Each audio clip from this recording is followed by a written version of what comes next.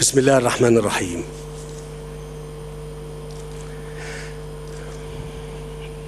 اسمحوا لي في البداية أن أنا أتوجه لكم جميعا بالتحية والتقدير والاحترام، واستأذن حضراتكم في أن احنا نقف دقيقة حداد على أرواح ضحايا حادث الطائرة الروسية التي سقطت فوق سيناء.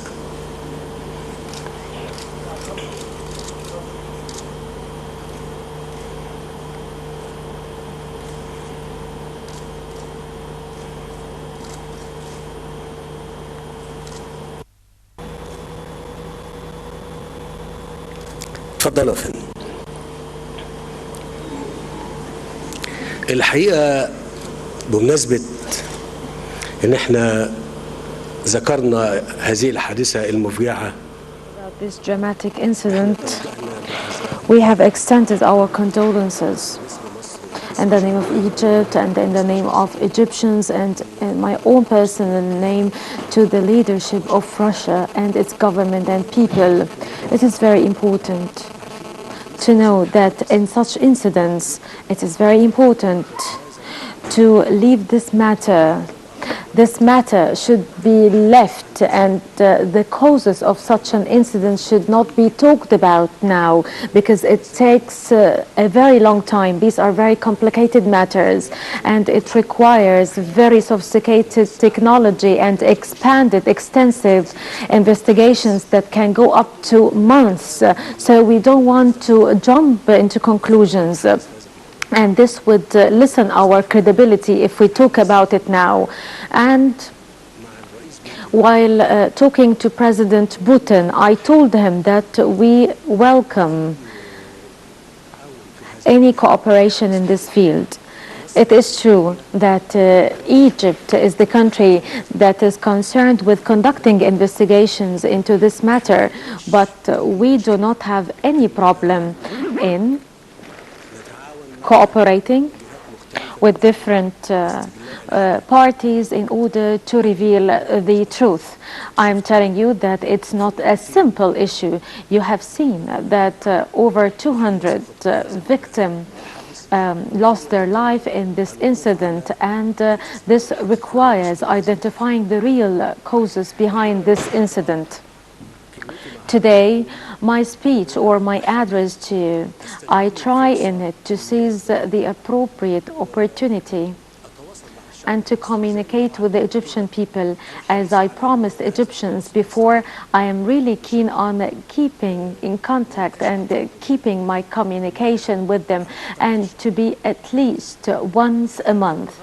So today, I will talk with all Egyptians through this address, and I really hope that all of us, and please listen to me, I wish you listen to me carefully.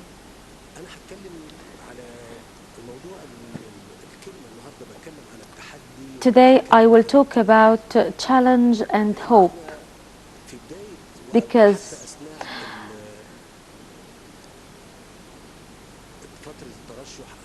even during my candidacy period, when I was running as a candidate for the presidency, I was so frank with you, and I've never tried to hide anything. But at the same time, I said that together we can overcome these challenges. I reiterate this every time I talk to you. Why? Because no challenge can make us worried except the unity of Egyptians. I reiterate this because it's extremely important. As long as Egyptians are united, there will be no problem, and we can confront all the problems and overcome them. It just takes effort, time, and patience. I will talk and I will start with talking about the first challenge. Let's remember the 3rd of July and what followed the 3rd of July and the security situation then. To be more frank, the past 4 or 5 years security and safety in Egypt, how did they look like? Why am I reminding you of this condition? Because we've all, as Egyptians, experienced it. People of the media, people, army, everybody experienced this situation or this period. And if we come to compare what has been achieved in the past 2 years, we will find that lots has been achieved in the field of safety and security. We were talking about elements that exists in Sinai, and there was almost no control of the state in Rafah and Sheikh Zayed. People were moving with their vehicles, with their flags and their artilleries on the vehicles, moving very freely everywhere. Today, where are we? It's not me who did this, it's the military, the police, the judiciary, the Egyptian people, everybody confronted this terrorism, not only in Sinai, also in our western borders. But I want to tell you something. I've never tried to export to you the accompanying concerns and worries that accompanied this operation. I want to tell you that before the 3rd of July, 6 months before the 3rd of July, there were forces extending throughout our western borders to protect our people, from the arms and the fighters that can enter into our country and threat our Egyptian people. I'm telling you something that we haven't talked a lot about, but for more than 30 months, lots of efforts were made. Once the regime of Gaddafi was toppled or removed, those efforts started. The forces extended throughout our borders to secure the borders. The border guards were working around the clock to prevent the entering of any weapons or any fighters who can destabilize Egypt. At the same time, measures were taken to put an end to the situation and to combat terrorism in Sinai.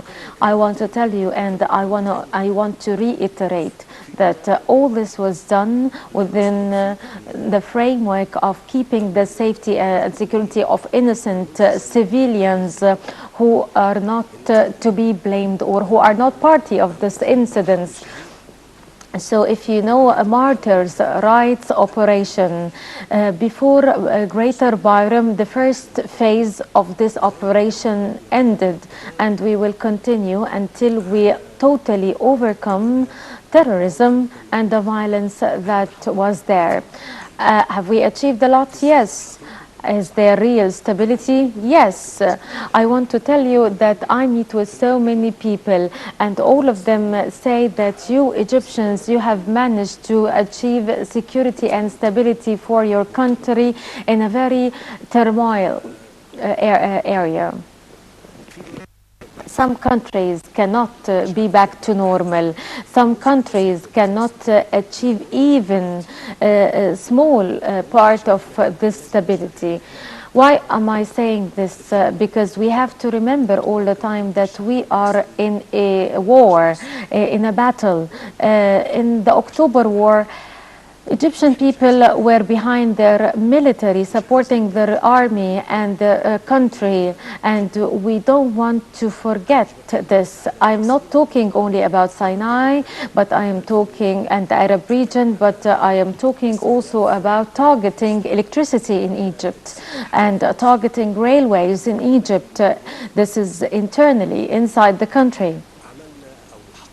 We achieved also on this track lots of achievements, and we will continue. So the hope is that in a short period of time and with no human cost, yes, there will be financial cost which is high, but from the humanitarian aspect, humanely, We want to minimize the human casualties. Each drop of blood of any Egyptian is very precious. Safety and security. Why are they important? So that citizens will not be terrified and will not live in fear. I am talking here about safety and security against terrorism and the attempts to destroy the Egyptian state. We are protecting the country. We are protecting Egypt, not protecting the regime. We are defending our country from an evil that surrounds us. The same thing applies to criminal security. Egypt ranked very top rank in the past 5 years. But we have reached a better rank, and we will never be satisfied with being at the same rank that we had 5 years ago in criminal security ranking. We will never be satisfied except after achieving safety and security and stability. I wanted to start with this point because security comes first before anything else, and it will be the thing that will open for us all other doors. But the hope is that can we make a parallel development? Yes, indeed, we are so keen on doing this. While doing it, we did not focus on talking about it and ignored our problems. We did not ignore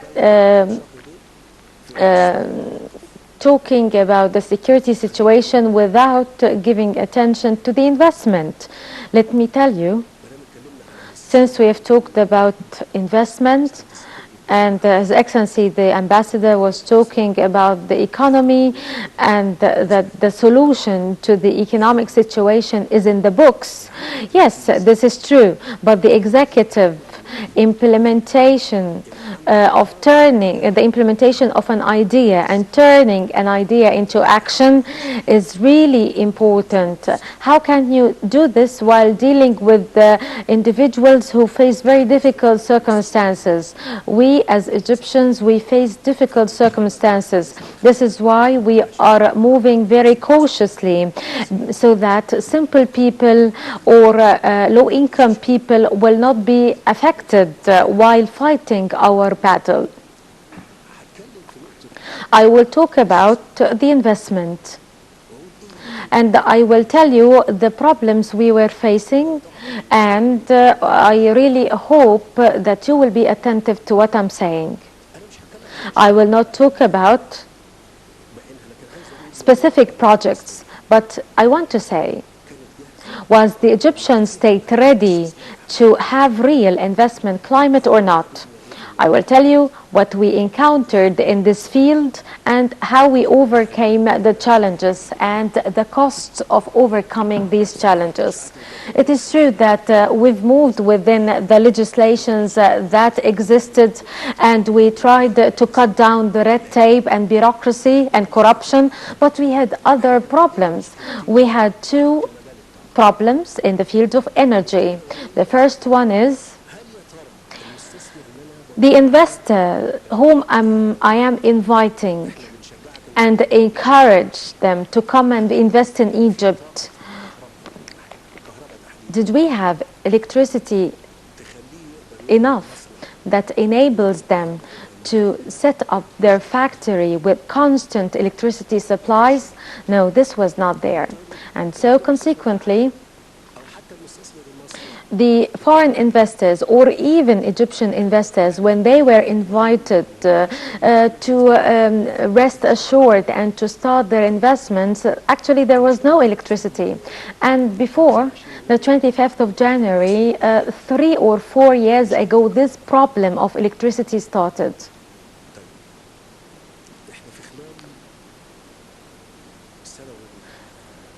So within 1.5 years, This problem is completely solved, and now we have electricity infrastructure which is enough for any investor to come and to operate and work in Egypt, to start his investments very easily. I will tell you some minute details. The grid, the power grid in the year that passed had 6,000 mega in addition to what it has, and in May 2017 we will reach up to 10,000 mega, which means that in total we are talking about 20,000 mega of electricity that will enter into Egypt in the upcoming 2 to 3 years. This is good, but what's the cost? Can any of you know the figures or the numbers? I will tell you. The figure is 150 billion Egyptian pounds. 150 billion Egyptian pounds. Today, to say that we have solved the electricity problem in Egypt now and for the upcoming years, 150,000 million Egyptian pounds were spent in a country that is facing difficult situation. Is that so? No, we also had a gas problem. Natural gas means that many factories in Egypt use intense use gas like cement, and other factories did not have enough gas supplies, so they were not operating with their full capacity, and this is a burden both on the owners and the workers. I am telling businessmen and workers in this sector that in the past 1.5 years, now we are in November. By the end of November, there will be no gas shortage or problem facing any factory in Egypt, either the ones that are already existing or the ones that will be constructed in the future. This required huge investments to extend pipelines from areas that never had pipelines before, to supply gas to areas where there is natural gas shortages, and to buy liquefied gas from abroad to pump it into the pipelines. That all means cost. As one of you, I am really interested in talking about all these issues. Why? Because we are exerting efforts that only God knows about them. And you have to be with us, and you have to be made aware of them. You have to bear with us the responsibility. And all government entities, the media, the government, different ministries, anyone who loves Egypt should be made aware of the fact that those issues are never easily solved. They are solved with great efforts and with great difficulty. I said, and I'm reiterating this, that Egyptians never found anyone who was kind to them or treated them in a kind way.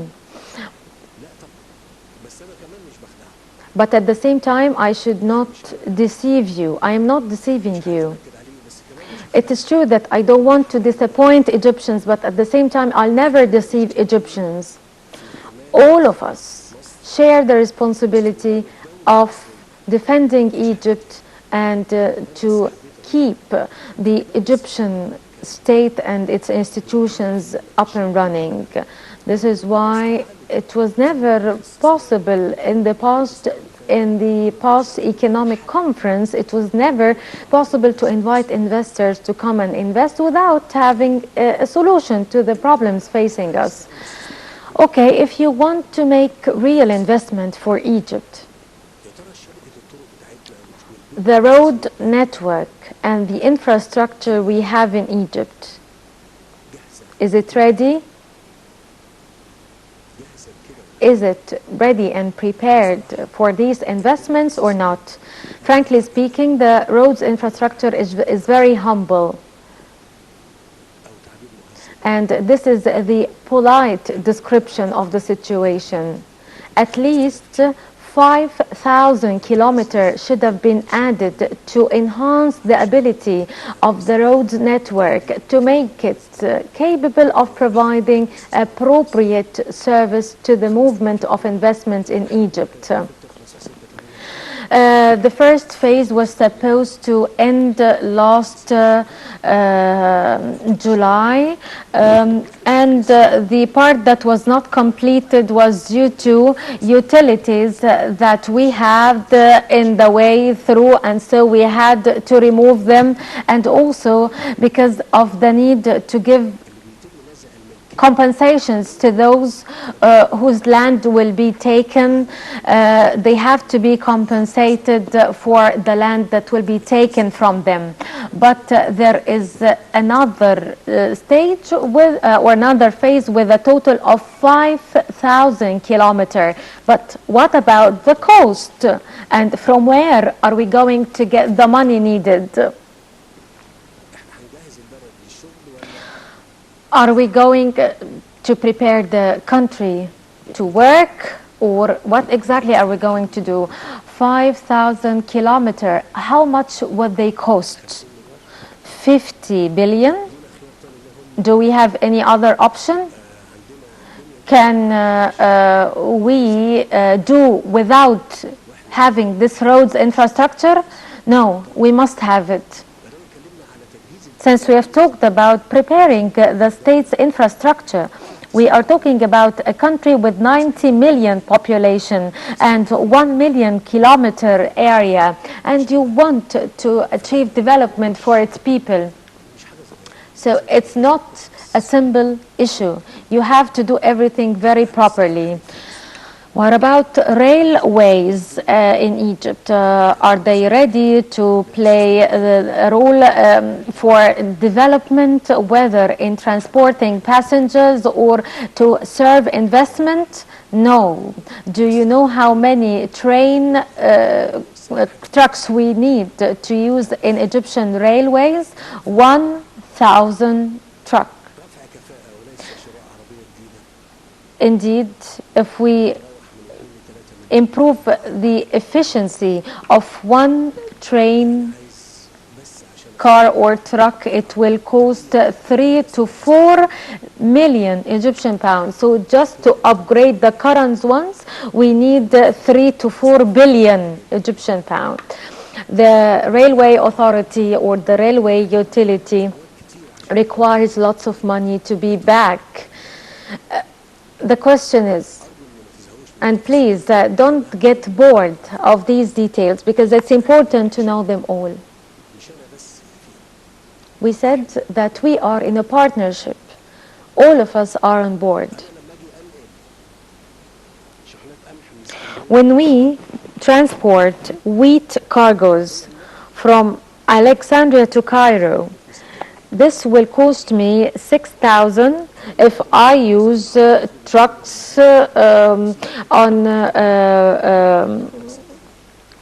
ordinary roads or on ground roads. But if we have railways, this will enable us to transport much more with almost half the cost. But in order to do this, we need to upgrade the network, and you also need to continue the cycle of work in the railway authority. I want to tell you that doing the maintenance work costs Hundreds of thousands of US dollars, not of Egyptian pounds. Are we going to leave the situation as it is, or are we going to face our problems and confront them? We are trying as much as we can to solve these problems so that Egypt will move ahead. Egypt should move forward. I don't want you to get bored, but we are talking about billions of Egyptian pounds to make this utility appropriate to the image of a country like Egypt in order to attract investments and to facilitate the movement of Egyptians from Cairo to other governorates. We are talking about lots of billions, but from where the money would come? Where would the money come from?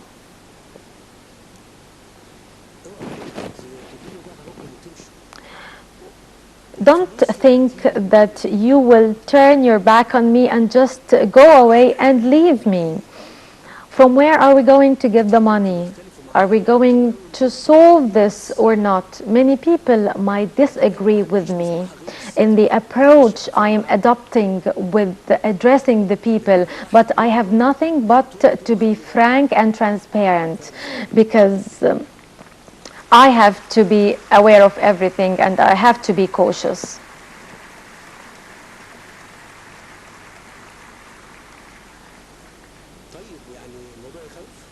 Is it terrifying? No. Are we doing okay? Yes, we are doing more than good, and this is not an exaggeration.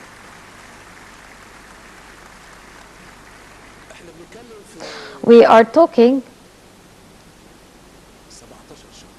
about 17 months, not 17 years. Bear in mind. Bear in mind that we are talking about 17 months, not 17 years. I swear to God that what has been achieved is a dream that God helped us to achieve.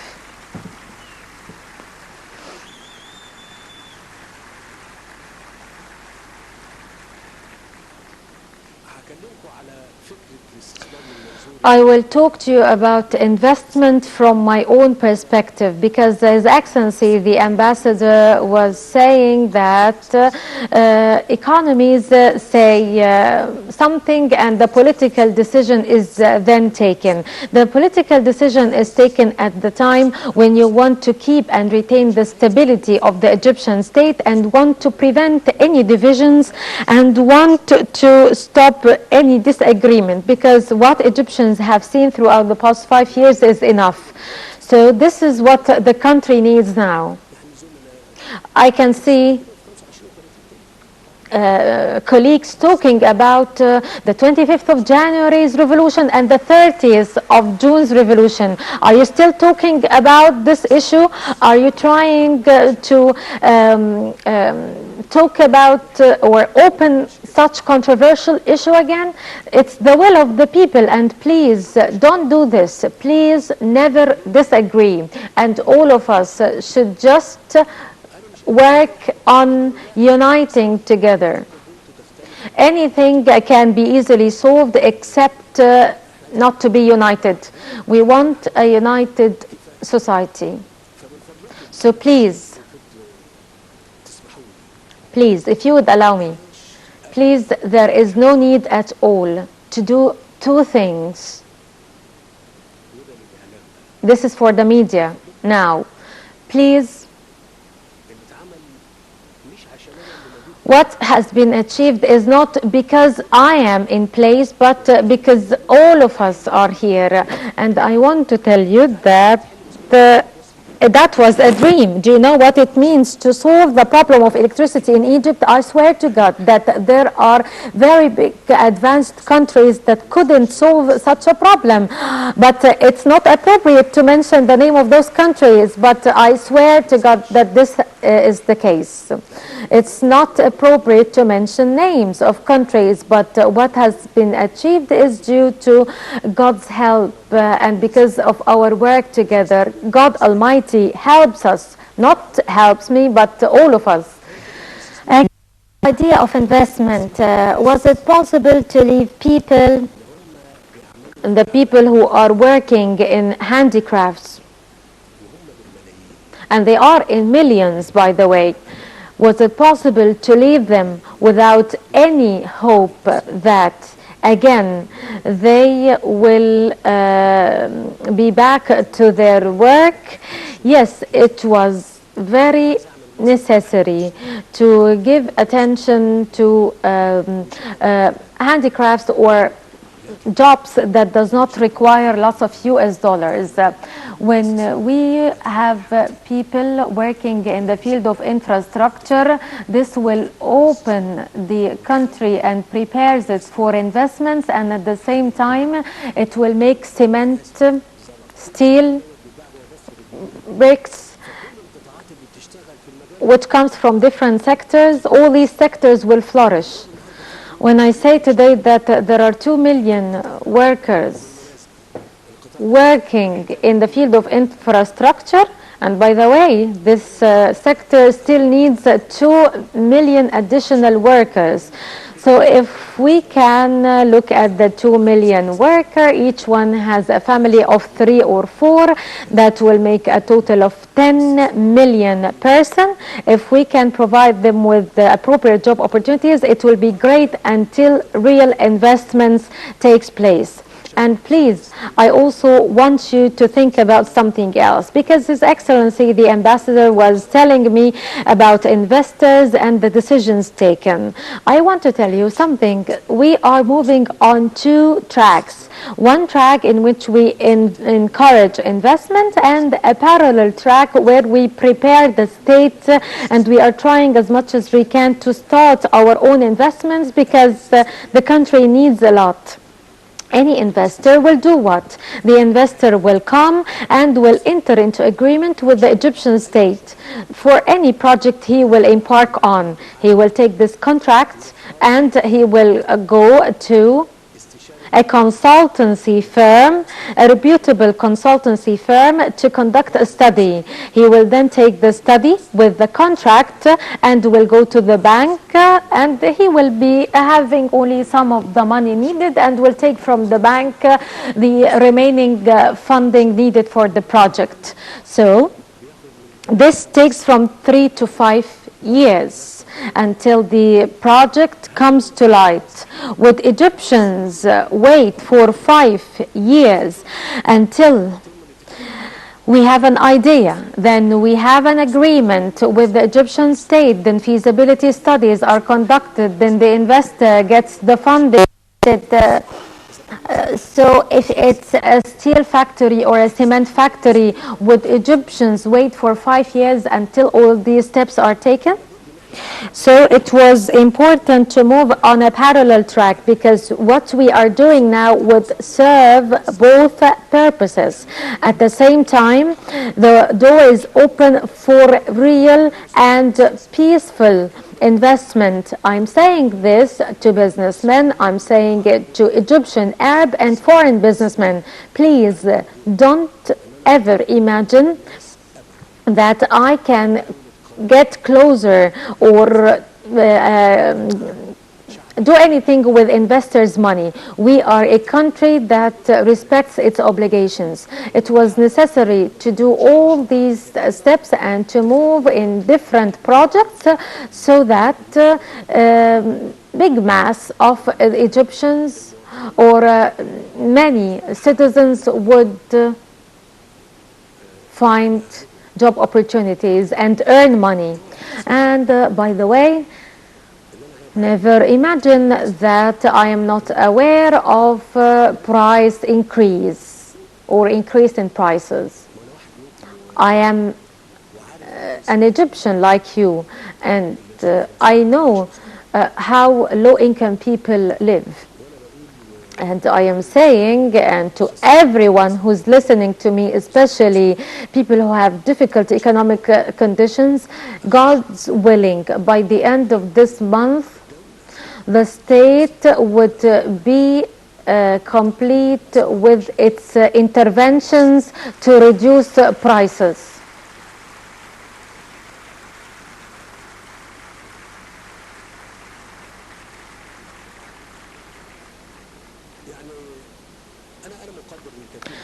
I appreciate that in the past month there was a problem which might still exist regarding the US dollar, but those who deal with basic commodities, I hope they will take this into consideration, and the interventions will be made by the state and the military. It will provide basic commodities to citizens with affordable prices, appropriate prices. So if people have those basic goods not or put on display, let them put them on display now, because we will never allow this to happen, at least for the basic goods that citizens really need.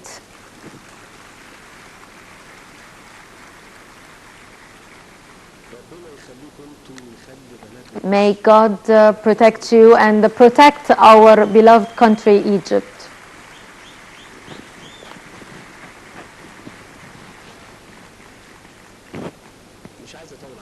I don't want to take much of your time, but I want you to rest assured. I want you to rest assured. The economic challenge, which is the biggest challenge in my opinion, that we face with security and stability. But I never talked about it before. Why? Because I didn't want to disappoint or upset Egyptians. I want to tell you that there is another major challenge that we haven't talked about a lot. Probably not all people will feel that it's a major challenge. It's a simple one. The population increase, the population growth is one of the biggest challenges facing us in making citizens feel the improvement of the situation. Some people will say we can make use or we can capitalize on population increase or population growth. Yes, this is true, but still the percentage or 2.5 million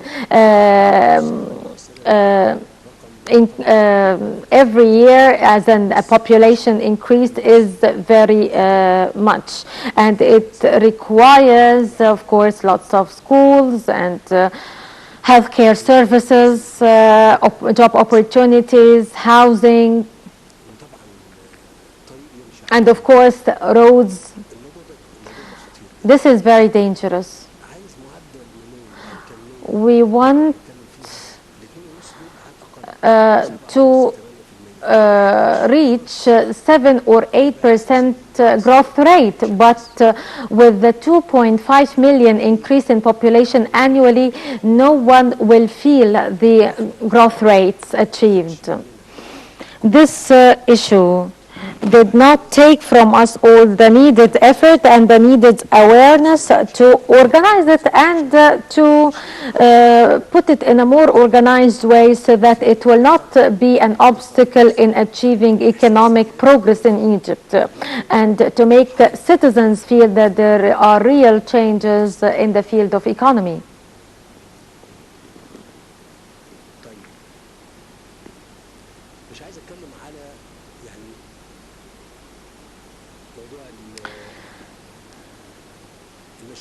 I don't want to talk about the mega projects, because a question is raised. What about small, medium and big projects or enterprises? This doesn't mean that the government is not working on all tracks, but we are shedding light on mega projects for you to know about them. But the Ministry of Planning, together with the Ministry of Trade and Industry, with the Ministry of Social Solidarity, with the Ministry of Local Development, they are the ministries concerned with working in this matter. And by the way, we have no problem whatsoever in this matter to provide money for small and medium enterprises. We have no problem with that. And now we are trying to adopt an approach whereby instead of getting feasibility studies by citizens, we want to make the feasibility study for one project and then invite citizens to come and invest